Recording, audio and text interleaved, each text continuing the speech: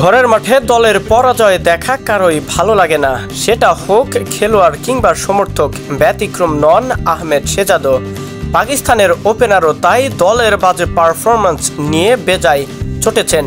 বাংলাদেশ পাকিস্তানের মধ্যকার টেস্ট সিরিজে প্রথম টেস্টটা বাংলাদেশ জিতেছে। দ্বিতীয় টেস্ট ম্যাচেও এসে বাংলাদেশ যেভাবে দাপট দেখিয়েছে সেটাতে নিশ্চিতভাবে হয়তো হয়ে যাচ্ছে পাকিস্তান, সেটা এক প্রকার বলা যেতেই পারে। শেহজাদের হতাশটা বাড়ে আরও একটা গুণে। চতুর্থ দিনে এসে 42 রান করার পরেও কোনো উইকেটের পতন ঘটাতে পারেননি পাকিস্তানের কোনো পেসাররা। এর মধ্যে বাংলাদেশ যেভাবে দাপট দেখাচ্ছে, প্রায় ওভারে 6 করে রান তুলেছে চতুর্থ দিনে এসে। বাংলাদেশের ব্যাটাররা এ যেন একটা ওয়ানডে খেলার মতো একটা পজিশন দেখিয়েছে পাকিস্তানের বিপক্ষে।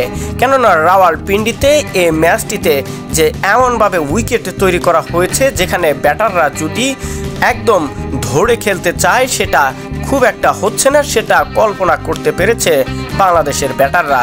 তাই তো মারমুখী হয়ে ক্রিকেটে এমন একটা কিছু দেখাচ্ছে যেটাতে পাকিস্তানকে হোয়াইট টসের লজ্জা দিয়ে এসলো বাংলাদেশ ক্রিকেটাররা। এর আগে রাওয়ালপিন্ডিতে প্রথম টেস্ট জিতে বাংলাদেশ অনেক রেকর্ডের সাক্ষী হয়েছে। এবার আরও একটা টেস্ট জিতে সিরিজ নিশ্চিত করলো পাকিস্তানের বিপক্ষে। পাকিস্তানের বিপক্ষে দীর্ঘ এমন একটা সংস্করণে প্রথমবারের মতো সিরিজ জিতবে, সেটা কজন বাঙালি ক্রিকেট কল্পনা করেছিল?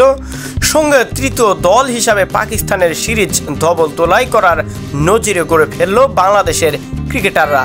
তাও আবার পাকিস্তানের ঘরের মাঠেই এমন সাফল্য দেখিয়েছে যেটা বাংলাদেশের ক্রিকেটাররা কখনো কল্পনাই করতে পারেনি।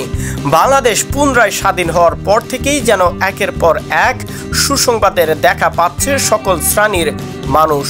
ফুটবল থেকে শুরু করে ক্রিকেটেও এমন সাফল্য সত্যি আমাদের জন্য অনেক বড় আনন্দের বার্তায় বয়ে নিয়ে এসেছে আরও একবার।